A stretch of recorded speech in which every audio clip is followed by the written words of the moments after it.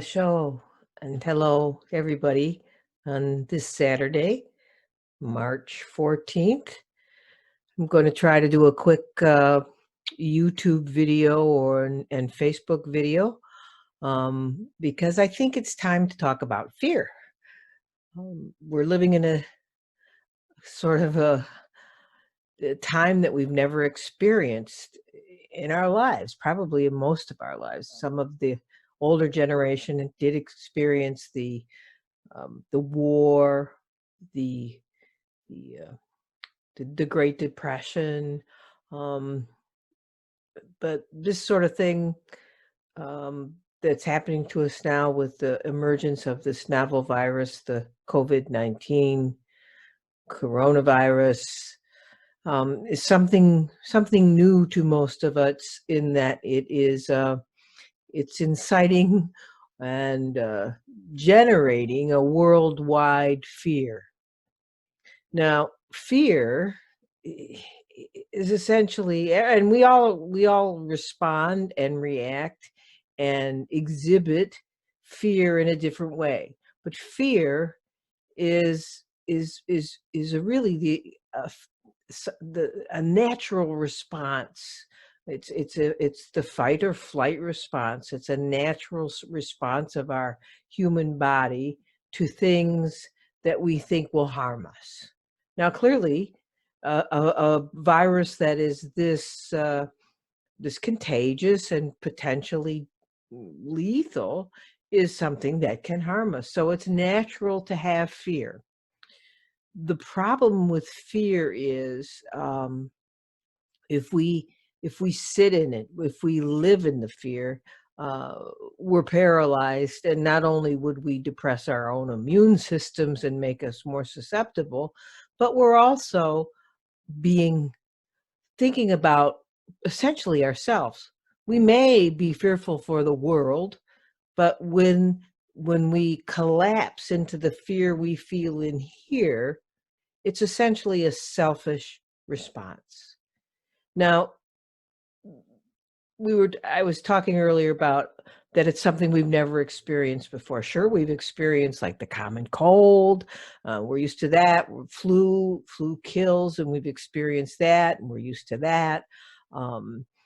We've experienced in recent years the SARS, the MERS, the Ebola virus, and none of those seem to touch the whole world at the same time.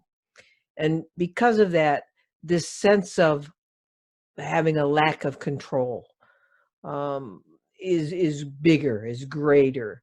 Now, the lack of control is funny because in Buddhism, we all know that the sense of us having any individual control over anything that happens to us or anybody else,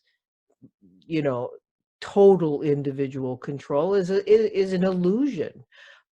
Things that happen to us based on multiple causes and conditions, a huge cobweb of causes and conditions.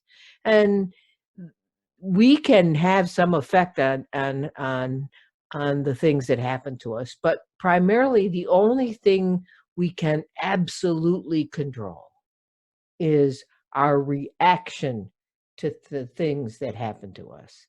This is essentially the first and the second noble truths of Buddha Shakyamuni. The first noble truth is that he said, yeah, in this life, there's going to be crappy things that happen. There's going to be suffering.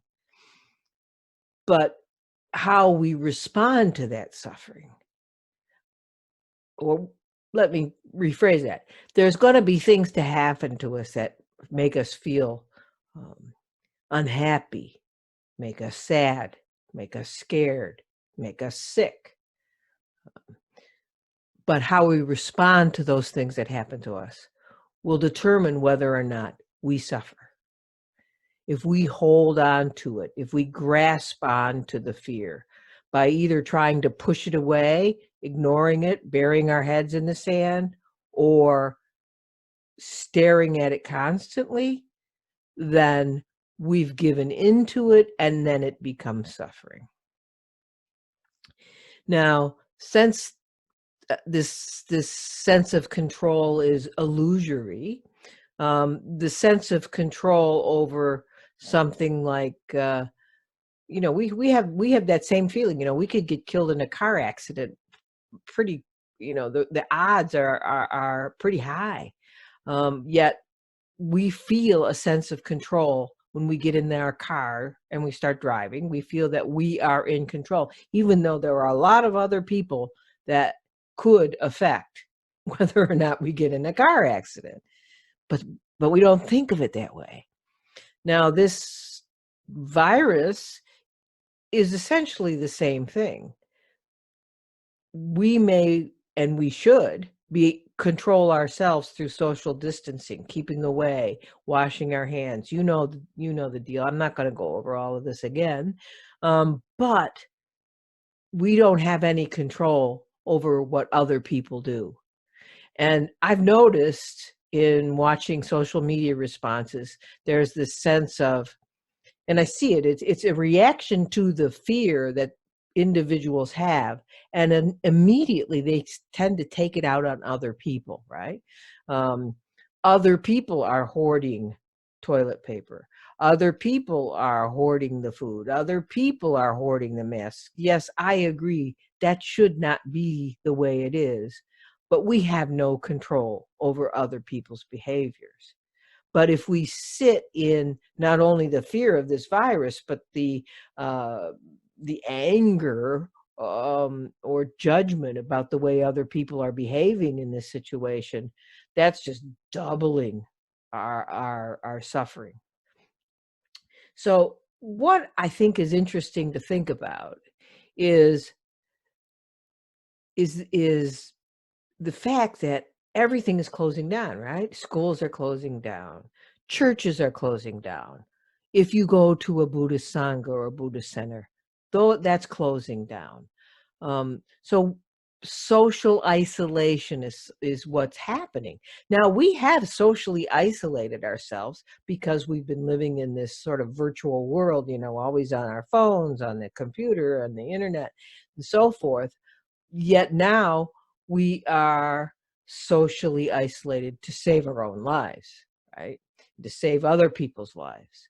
The interesting thing about this is that it's this interdependence, that is a first principle of the Dharma. Everything is interdependent. And what is what I was talking about earlier, all the causes and conditions. We are in this web with each other.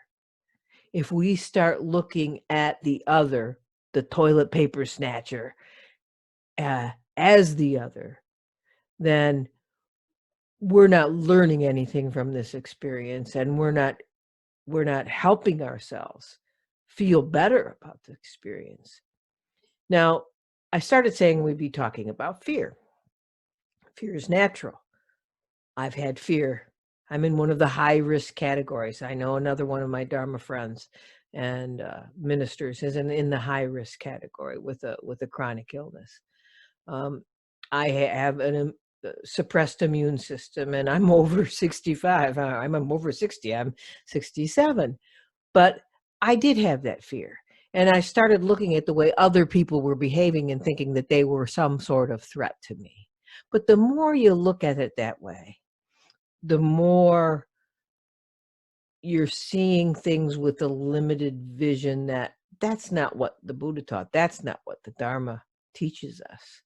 The Dharma teaches us that this interdependence is like the ocean, and we're just a drop in the ocean and maybe a wave in the ocean, but there is this ocean. The Buddha, the first thing he did was, after his enlightenment, was to form a Sangha. He knew he could not do this alone, just like I cannot protect you or protect myself from this virus alone. So we have to do this together because we are definitely in this together.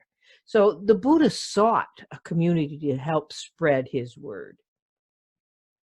He saw that the monks, the nuns, the lay practitioners were all motivated by the same desire as he was, to do something to alleviate the suffering in ourselves and in the world. That's where we are today. There is a lot of suffering in the world, suffering caused by this fear and this anxiousness of what's going to happen. In normal sort of disaster situations that we live through, say a natural disaster, an earthquake,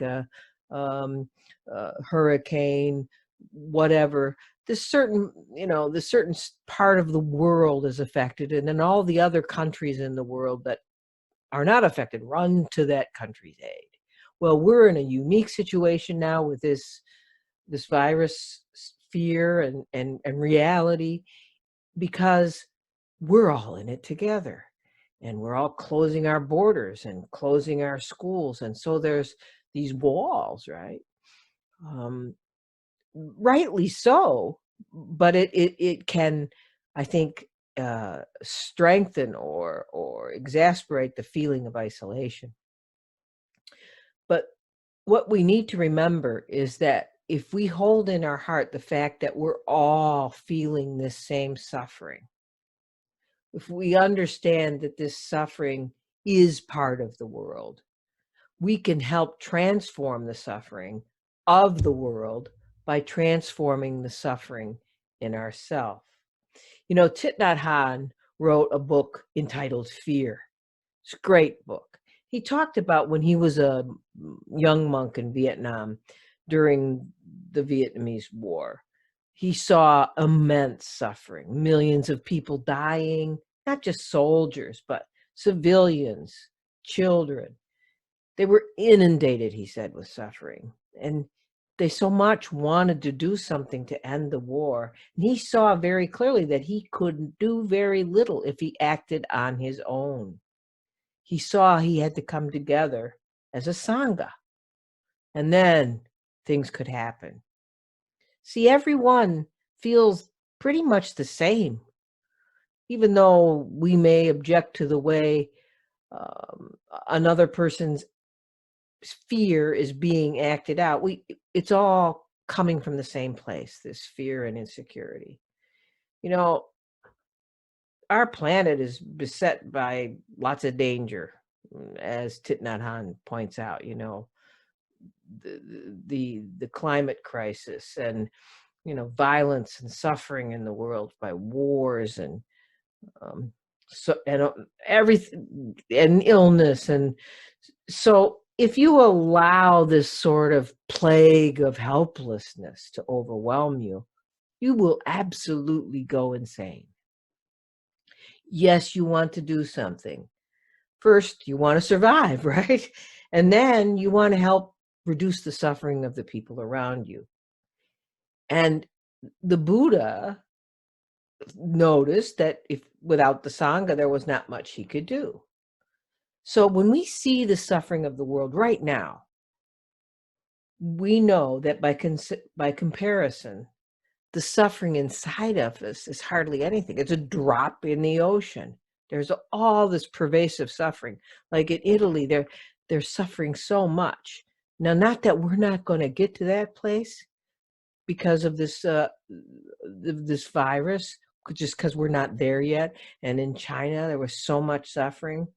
But thinking about that helps, sort of lessen our own individual suffering right away, because we're not clinging to our suffering from our fear, but we're seeing how it is a worldwide thing, and we are all together. We are Sangha. Even though all the Sangha doors shut and all the church doors shut, we are Sangha. So getting in touch with the suffering of our world, says Thich Nhat Hanh, we feel less alone. And our own suffering starts to feel smaller and smaller and smaller. If we come together as a sangha, we come together, and we can do this. We can do this without being physically together, right? We can come together as a sangha by thinking these thoughts, by understanding the suffering of everyone else. And then that creates sort of a collective aspiration. There's a collective sort of energy and desire to help others. We come together in a way that nourishes each other because of our shared humanity. We can get in touch with the awareness that we have a sangha of the world without being together exactly. We can't really transform fear and suffering, but we can breathe in and breathe out, releasing our tension, embracing our painful feelings when there's fear, when there's anger, when there's despair, and know that in that practice, we're spreading it among the Sangha that is the world. One of the things that I did when I first started the Everyday Buddhism podcast and then the associated Facebook group, the first thing I realized the need for was a virtual Sangha. There are too many people who are unable to reach a physical Sangha. And right now, everyone's in the same boat. So whatever you can do, this is why I had this little talk today off the top of my head, and I know I'm rambling, but whatever you can do to help others feel better. Maybe it's not sharing so many fearful posts on Facebook and Twitter, and sharing positive things, sharing the sense that, yes, I know your fear. I feel your fear, and I will help you. Sharing uplifting poetry, sharing uplifting experiences of nature that you've had. You can build a sangha that way. One of the things that I think would be really helpful is if you found a way to reach out to community just the way I'm doing. Maybe you have your own little community. Maybe you have like a card club that no longer meets, or maybe you have so many things. It could be an actual sangha, a church group, uh, a yoga group, whatever. Maybe you have one of those groups, and maybe you could help form a virtual sangha, a Zoom-based sangha, a Facebook-based sangha, so that we can feel that we're, instead of isolated in fear, we are joined in fear. I'm going to end this little talk by reading a poem written by my sensei, Reverend Koyo Kabose. It's called "The Dharma is My Rock." Many things are happening in my life right now. Underlying it all, the Dharma is my rock. Beyond good and bad, beyond sorrow and joy, the Dharma is whispering, everything is okay, even when things are not going okay. Eyes full of tears, heart heavy with pain, stone therapy helps me see the suchness of all things. Being embraced by the Dharma, I will live a life of oneness, where the universal and infinite touches the particular and finite. Yes, I will struggle. Yes, things may not turn out exactly the way I would like. Yet, I will keep going forward with a smile, because I know the Dharma is my rock. Now I'd like to end with a metta prayer for all beings. I think we should maybe all repeat this as many times as we can, every day, every week. May I be happy and well. May no harm come to me. May I learn compassion. May all my friends, family, and those I love be happy and well.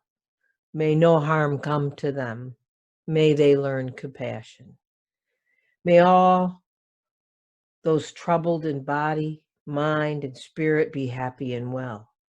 May no harm come to them. May they learn compassion.